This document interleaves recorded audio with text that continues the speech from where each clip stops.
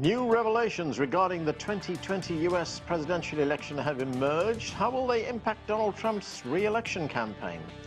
Hello, I'm Arnold Nauta, and this is The Heat.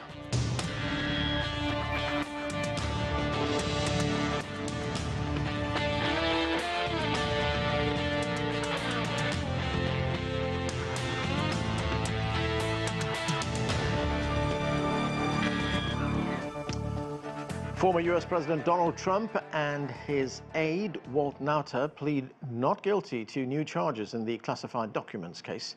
Trump now faces 78 charges of criminal activity.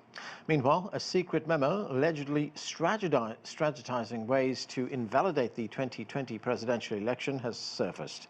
CGTN's Soledad Perez has this report.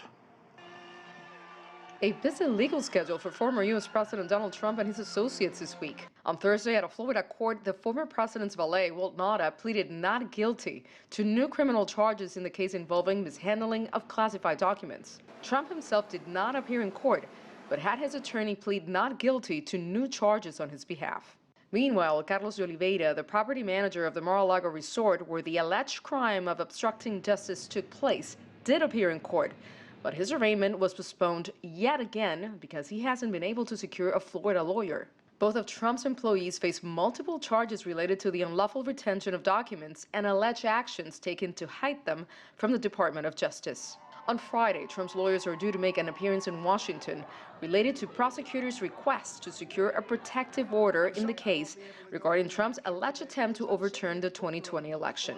Out on the campaign trail, the former president and the clear Republican frontrunner for the 2024 nomination is not holding back. He's repeatedly attacked the special counsel leading two federal criminal cases against him. They call him deranged Jack Smith.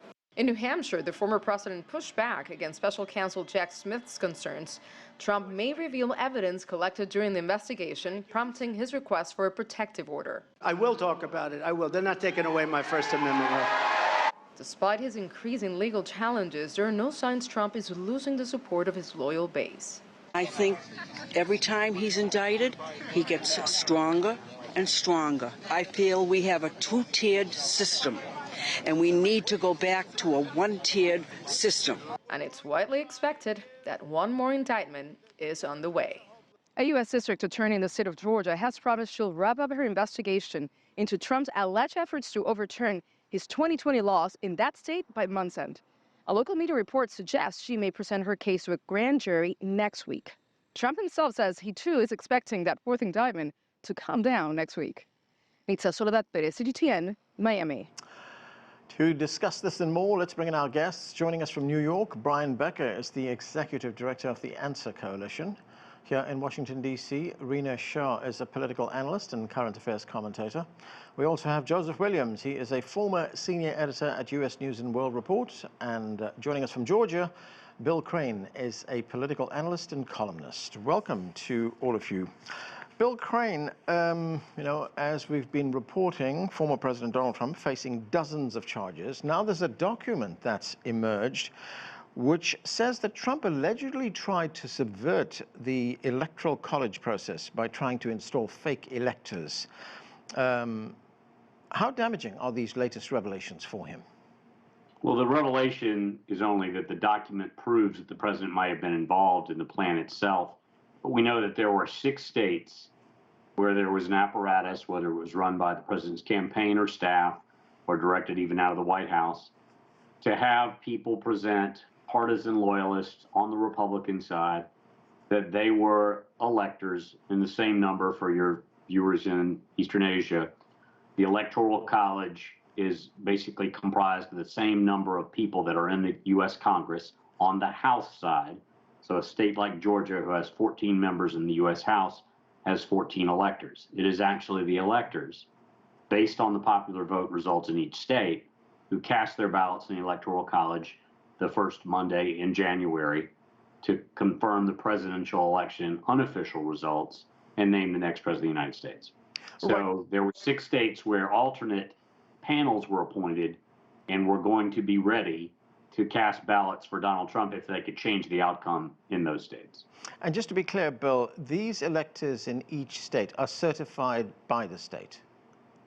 In each state prior to the election, the electors are selected by their respective parties. So the Democratic Party, Republican Party, and third parties like Libertarian and Green select their electors. They actually appear on the ballot. And when I cast my ballot for President of the United States, I'm actually voting in my state for that slate of electors. These alternate electors were not in all cases even the electors that had appeared on the general election ballot. They were partisan loyalists who would do what they were asked by David Schaefer, who was one of the electors, also the chair at the time of the Republican Party in Georgia, and a former state senator and former Senate majority leader. Brian Becker, notwithstanding the very serious charges that Donald Trump faces, if you look at the broad optics of this, and this is very much of a political view, here is the United States Justice Department going after the leading opposition candidate in the upcoming election, one who has a huge lead in the race for the nomination for his party. What does it look like? Well, it is complete confirmation to the Trump base and to the Republican Party base, including people who may have had doubts about Donald Trump a year or 2 years ago, or certainly right after the January 6th storming of the Capitol, that the Department of Justice is a political tool using law enforcement pretextually for political purposes to smash or destroy the leading candidate in the Republican Party. So it looks like pure politics. If these indictments had come right after January 6th or in the months after January 6th, that would be something different. A huge part of the population, including a big part of the Republican Party, maybe not the majority, but perhaps 45%, were horrified at that time about what happened at January 6th. But now the DOJ and the other entities, other prosecutors, are indicting Trump once the presidential election campaign is underway and after Trump already announced his campaign. So it looks like pure politics, pure prosecution and persecution of Trump. And that's why this is really helping Donald Trump secure the Republican nomination. Perhaps the Democrats wanted to run against Donald Trump once again, and they did it for this reason. But it looks pretty bad, and it looks like the Department of Justice is, in fact, purely a political tool. Brian, I want to play you something that Donald Trump said about the election. Let's listen to this. There was never a second of any day that I didn't believe that that election was rigged. It was a rigged election. It was a rigged election, and it was a stolen, disgusting election.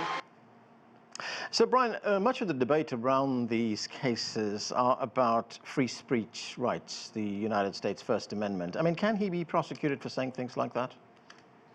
Yeah, the indictment from the special counsel is not because Trump asserts that he always thought that the election was stolen from him. What the indictment alleges is that Donald Trump knew and told others within his camp that he didn't necessarily believe that he had been the victim of a stolen election, and that most importantly, he used the instrument of state, the instrument of authority, to try to overturn the election outcome. And so the indictment is based not on free speech, which of course is what Donald Trump is alleging, but on his application of state power to prevent a certification of an election outcome. That's the indictment. The indictment is fairly narrowly drawn. I think it presents a problem for Donald Trump in that sense because it is narrowly drawn. But on the other hand, from the point of view of politics, the Republican base thinks completely that this is the victimization of Donald Trump once again, just as Russiagate was a hoax, that Donald Trump did not win the election in 2016 because of the Kremlin or the Internet Research Agency. So they see this as 8 continuous years of vile persecution and prosecution for political aims by his adversaries in the political field. That's why Trump is stronger right now. Rina, Shah, looking at one of the cases, Trump and his aide, Walt Nauta, have been arraigned and they've pleaded not guilty. But getting back to what Trump has been saying, after that plea, he said in a social media post, "If you go after me, I'm coming after you." He's also called the president Crooked Joe, referring to the Biden crime family, called the prosecutor a thug. He may be legally allowed to say these things, but what does that do to his case? Well, he's legally allowed to say a lot of anything. Let's just put it that way, because he's under the First Amendment and he's protected under that. This is the reality here, is that these charges he faces in the classified docs case are quite serious. And you mentioned two people who have been arraigned, the former president himself, as well as Walt Nauta, who has served as his body man in the past. But let's look at a person that we have not heard much from, and that is a man by the name of Mr. D. Oliveira. This is somebody that rose up from the ranks of valet to head of maintenance at Mar-a-Lago. This is a person that has not yet been arraigned. And let's just look at where we are in the timeline of legal cases right now, or in this legal case in particular, because let's not forget, this is the second of 3 indictments for the former president. Just saying that for a second on it, I have to be honest, that feels very heavy. This is a historic moment where we're talking about multiple indictments that a former president and now private citizen is under. And those around him are now becoming central to the story. I don't think Mr. D. Oliveira ever intended to be somebody that took the fall for President Trump. He's somebody that has benefit, of course, from being in the employ of Donald Trump, as many have, from New York to Florida to even out west. Right. One thing is that there is a significant legal case being built against former President Trump and Walt Nauta, one that has actually been sort of revisited by the legal system because there has been new information. So when you look at how Trump allegedly communicated with Nauta and D. Oliveira, there was a 24-minute phone call with D. Oliveira the day following the receipt of the subpoena for the classified documents he had in his possession. Right. This is a situation, I encourage our audience to think about it this way. This is a situation that was amplified by our Department of Justice only because the former president himself did not want to avail the documents that the National Archives wanted from him. So it escalated into a raid simply because he did not want to comply and because he finds himself to be above the law. We see that over and over again, and that is a path that I do not believe will end anytime soon with the former president, in this case or in other indictments. Okay. Joseph Williams, looking at this, looking at the political aspects of it and at the 2024 presidential race, I mean, as we've heard from our other panelists, I mean, despite all these legal woes that former President Trump has, they don't appear to be affecting him in the polls. You know, we mentioned that one poll where he's in a dead heat with Joe Biden. I think it's 46-46. And in many instances, he is using these indictments to his advantage. I mean, listen to what he said. Let's listen. It's called a cover-up. Every time the radical left Democrats, Marxists, communists, fascists indict me, I consider it a great, great, great badge of honor. I do. Because I'm being indicted for you. I am being indicted for you. So what the former president has done here, Joseph, is that he's using these indictments on the campaign trail. I mean, what do you make of this strategy? It's working. I mean, if something works, you keep on doing it. I mean, quite frankly, what he's doing is kind of a rhetorical jujitsu, and something the Republican Party has been very good at over the last 20 or 30 years is using an opponent's strength against them to indict them. And I'm thinking about John Kerry and swift voting. I'm also thinking about Barack Obama and the birth certificate controversy. And he's trying to use the same rhetoric against the Justice Department, only it's an open question over whether or not it's actually going to work in open court. I mean, certainly with his supporters, I think you heard of during your correspondence piece, one woman was parroting almost word for word what Donald Trump was saying about the indictment. And the MAGA base is just all in on this. And you can see it in the polls in the Republican primary. Nobody's come close. And that's because he's created this kind of insular, I don't want to use the word cult because that's very, very, very strong, but certainly people are all in on Donald Trump because he says what they believe. Now, again, it's been remarkable. Trump has been a politician who's defied political gravity pretty much ever since he came down the escalator and started talking about Mexicans who were rapists and drug dealers coming across the border. So I don't expect that to change anytime soon. The real question is, once the rubber starts hitting the road, we have hearings, we have court opening statements, we have testimony. And that's in the middle of the primary. I think voters will start paying attention. You may see some separation between Donald Trump and Joe Biden at that point, but it remains to be seen because Trump has defied all expectations since he's come on the political scene. Bill Crane, there are a number of Republicans who've thrown their hats in the ring for the nomination, but you've made the point several times on this show where you say that you don't think Donald Trump's going to be the nominee for the Republicans, nor do you think Joe Biden's going to be the nominee for the Democrats. I mean, do you still believe that to be the case? Who would replace Trump, for instance? Joe Biden is a flawed incumbent with declining cognition that's apparent to, regardless of party, even Democrats, by about 68%.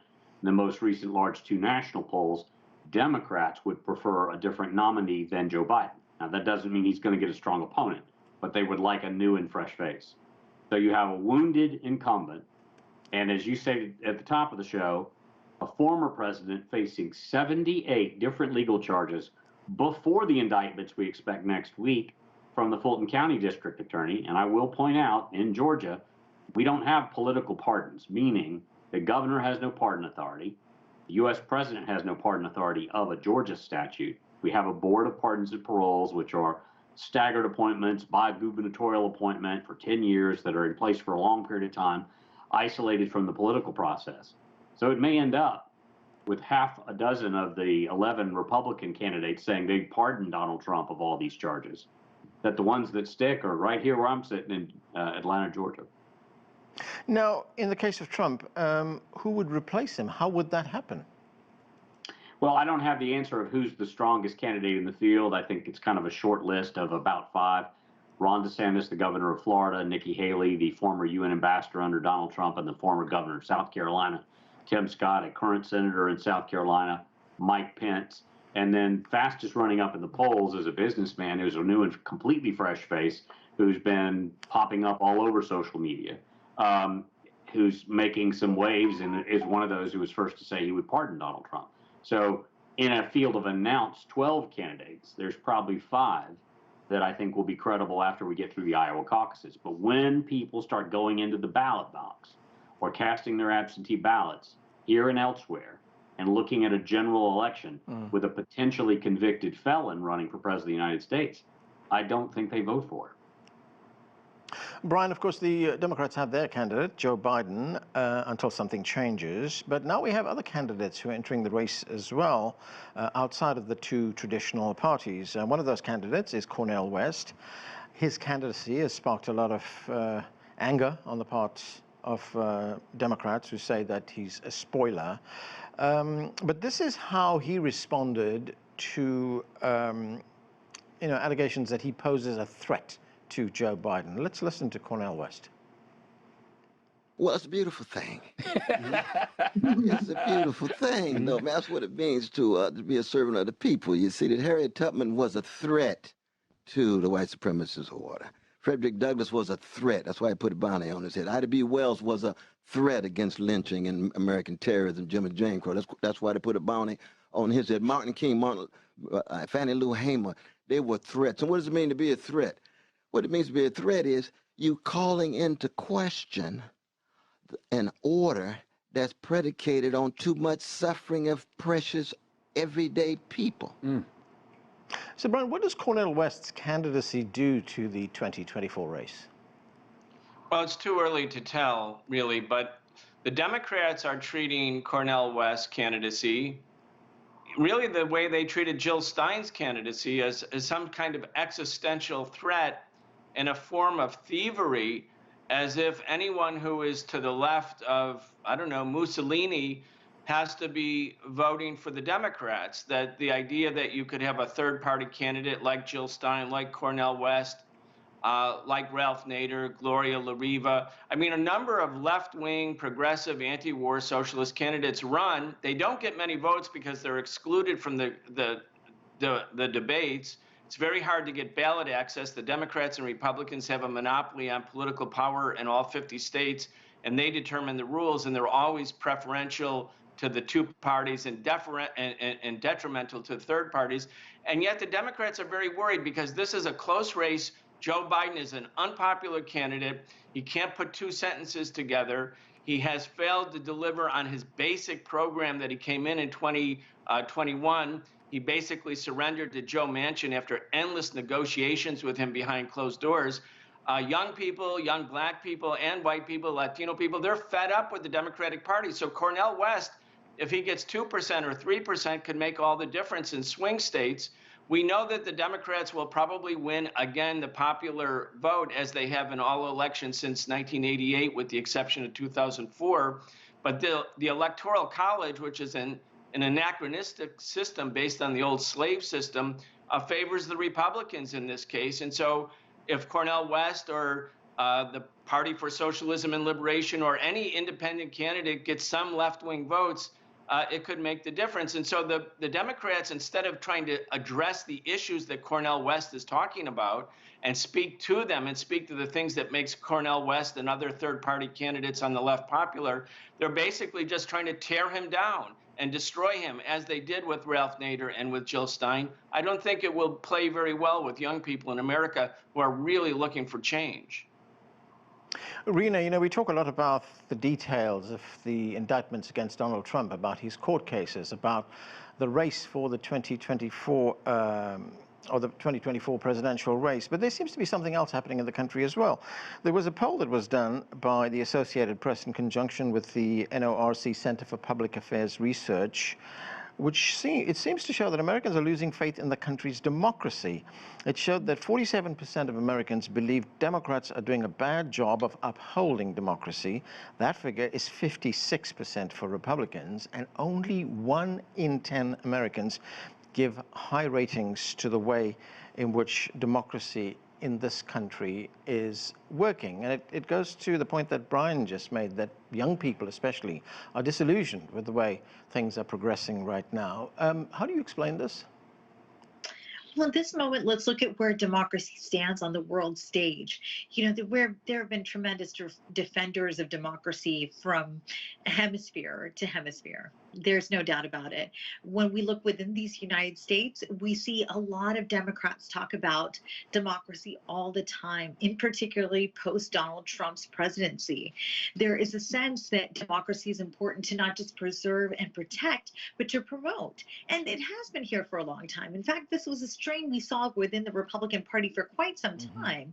I can say this because I work for 2 Republican members of Congress in the U.S. House of Representatives. On Capitol Hill, it was not unusual to hear Republicans talking about the need to do democracy our way. That was also promulgated through the George W. Bush administration, of course, through those wars in the Persian Gulf from his father's time into Afghanistan.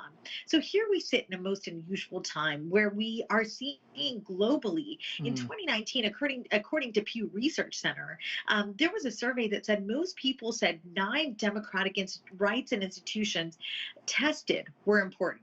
9, just 9. So let's pull out here and talk about the fact that there's not enough people talking about why democracy is important versus just screaming out loud about keeping democracy alive within these United States. That's where I think Democrats and the Biden administration do things wrong.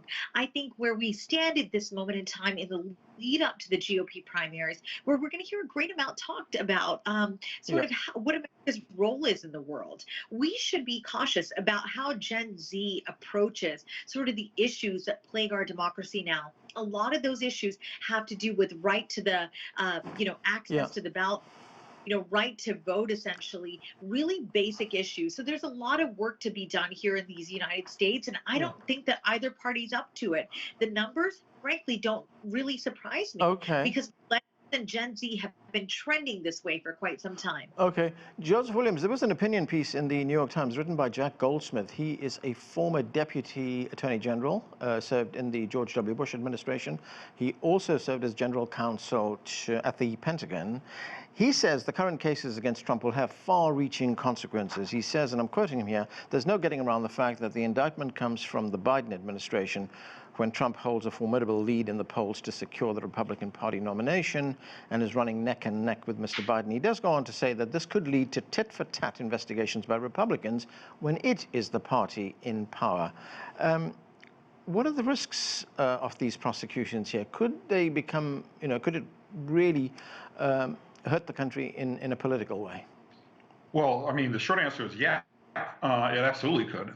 Look around. We've got the Hunter Biden investigation going on, which the plea deal that was agreed upon is now under scrutiny. We've got multiple investigations of Joe Biden by the Republicans in the House. Jim Jordan, Comer, they're all teeing up these kinds of investigations with little evidence. I mean, not a whole lot to go there on. I mean, it almost looks like Benghazi redux. So, and certainly we've had Kevin McCarthy, the House Speaker, not take impeachment off the table. And you'll recall when George Bush was about ready to leave office, the Democrats said that they would not impeach George H.W. Bush, or George W. Bush, I beg your pardon. So yes, we do run that risk, and we don't know where this is going to go, mainly because we're trying to establish rule of law here. Yeah. And it's not like the charges against Trump were made up out of thin air. Yeah. There were many, many norms that he broke, many, many laws, depending on who you talk to, that he broke, and these are just among them. So I think it will establish kind of a tit-for-tat precedent, because I believe Republicans believe that this was politically motivated, even though it's clear that from facts that are publicly available anyway, it's otherwise. Okay, Bill Crane, very quickly, I've got less than a minute. I want to talk very quickly about the Georgia case. A state senator in Georgia is now accusing the prosecutor, Fani Willis, of political bias. In fact, the judge in the case said after it was revealed that she had hosted a Democratic fundraising event, he said, it's a "what were you thinking" moment. What are the implications of this? Judge Robert McBurney said that over a year ago, and Lieutenant Governor now, he was a candidate at the time, our Lieutenant Governor held a fundraiser in his opposition for the Democratic nominee for the office of Lieutenant Governor. Right. Republican won and is in office now. He was one of those fake electors. He is not allowed to be charged, and Judge McBurney removed her new review of him because Fani Willis did make a political choice and held a fundraiser for his opponent. Yeah. That's not really speaking to the broader case, and Judge McBurney was not speaking of her relative to President Trump when he made that statement. So there shouldn't be much of an impact, right? I don't think that weighs heavily anywhere. All right, and we need to leave it there. Thank you to all of you for being with us. I'm Anand Naidu in Washington, D.C. Thank you for watching.